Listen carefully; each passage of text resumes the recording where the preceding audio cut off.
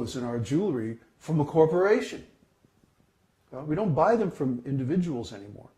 We don't go to the craftsman. We don't go to the farmer. We don't go to the person who produces the value. We go to some corporation.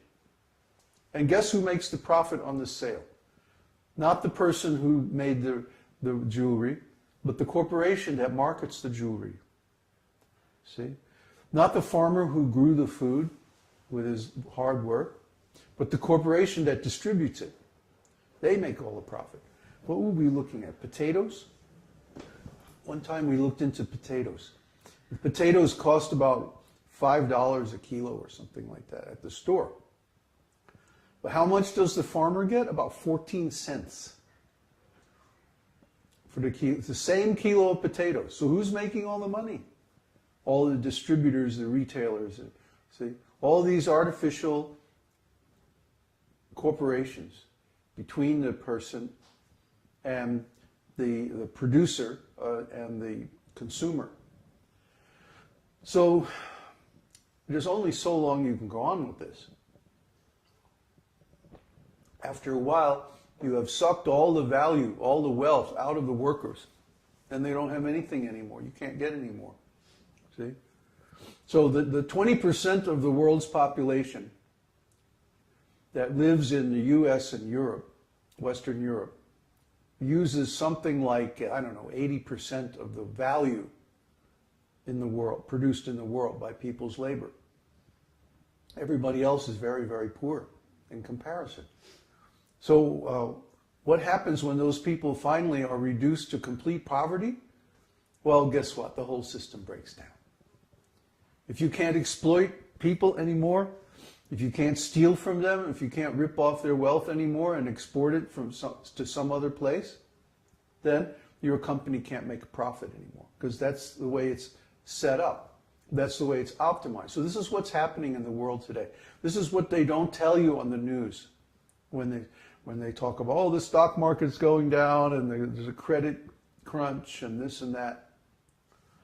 The real cause is the system itself. The real cause is the corporate structure itself. This happens every so often. When was the last one? 1929? So 2009, 80 years ago. About every 80 years, the whole system cracks up. And this time, it's going to be really bad because we're also on the edge of environmental collapse. If the temperature of the world goes up only 4 degrees centigrade, then the whole equatorial belt is going to become uninhabitable. Why? Because the rain will stop. You need a clash of warm, moist air with cool, dry air to form rain. So if the dry, cool air gets heated up, it won't make rain. So all there has to be is a temperature of 4 degrees centigrade increase. And that could happen anytime. So we're thinking there's probably going to be a big increase in the temperature. We're going to pass a tipping point, and that this is going to happen much, much sooner and much faster than most of the scientists think. That's why we're moving to southern Chile. Prabhupada one time said that Canada would become like semi-tropical, like Florida. So there's only two things that could cause that. Either the Earth's axis tilts, or rather, to state it more scientifically, the lithosphere of the Earth changes its orientation with regard to the core. Or, the other possibility is global warming. And the expansion of the tropical band because of the general warming of the whole planet. So it seems like the latter is what's actually happening. We have some evidence that this is going on. We don't have any evidence that there's shift of the Earth's crust yet. I mean, the North Pole has been wandering quite a bit more than normal. Both the rotational pole and the magnetic pole are moving quite a bit more than they do normally. And we don't know if that is foreshadowing some other changes. But the evidence that we do have is that global warming is taking place. So we have to assume that it's going to just continue and it's going to get worse. So that means either we move to Canada or we move to southern part of the world. And the southern part of the world is preferable because even if there is a big problem in the north, it won't affect us down here. See, like, it looks like now there's going to be some kind of a border problem between the U.S. and Mexico. This is one reason why we got out of Mexico. Because we saw that the living conditions in Mexico were becoming very difficult. The crime especially is increasing more and more. And at some point, I think the gangs in Mexico are going to start targeting foreigners. So we didn't feel like we had a long-term safe situation in Mexico. But in Chile, there's no problems like that. Very, very low crime rate. Chile is a very law-abiding society. Of all of the countries in Latin America, Spanish-speaking countries, Chile is the most law-abiding country. You can't bribe the police here. It's like, don't even try. Whereas everywhere else, you have to bribe the police. It's just a part of doing business, a normal thing. So we can understand that Chile has certain advantages over other countries in the world. It also has a climatic advantage because you can select your climate. If you like hot desert, you go to the north of Chile. If you like it rain all the time, then you go to extreme southern Chile. And it's cold and rainy all the time.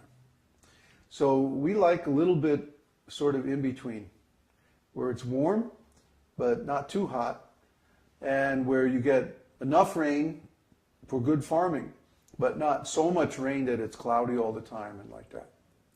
So that's the first criterion. And the next criterion that we want for a long-term situation is good farming. So, of course, the best farm comes from volcanic soil. And guess what? Chile has some very nice volcanic areas. Even has active volcanoes, 2 of them. One in Villarrica and another one further down south. I forget the name of it.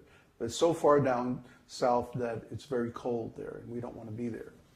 So where we're going is the area of the Villarrica volcano. And it's also a tourist area. It's very pretty. There's a lot of nature preserves and like that. Super hiking, super rafting, and that, like, there's a lot of rivers there. So a lot of people go there for adventure tourism, for hiking, for rafting, even hunting and fishing and like that. So we don't want to be, of course, right in the middle of a tourist area.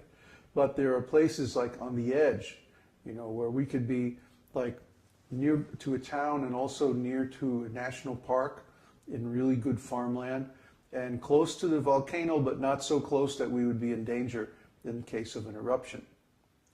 So once we get there, we're going to scout out the area and see where we want to be located. And, well, I can't say yet because we're not there. But it looks to me like we probably want to be a little bit down from the lake region. And that way we can be near a stream, we can have a local source of water, and we can have really rich farmland and like that. So that's why we're headed towards Villarrica. We're going to rent a cottage right on the lake and use that as our base of explorations. So I am so ready to be out of the city, I'll tell you. But, you know, it's good that we stayed here and we worked hard and we finished up so much that we had to do. And now can take some time to look around the country and see what's really out there.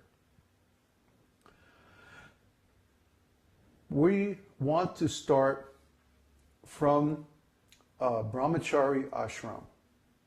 Brahmachari ashram means like a monastery for celibate students. Because I'm in the renounced order of life, and so it's natural that my students will also be like that. But in the future, once we're established, we also want to invite householders. Once we have the facility. For example, the main reason why we made a corporation is, well, because we get tax deduction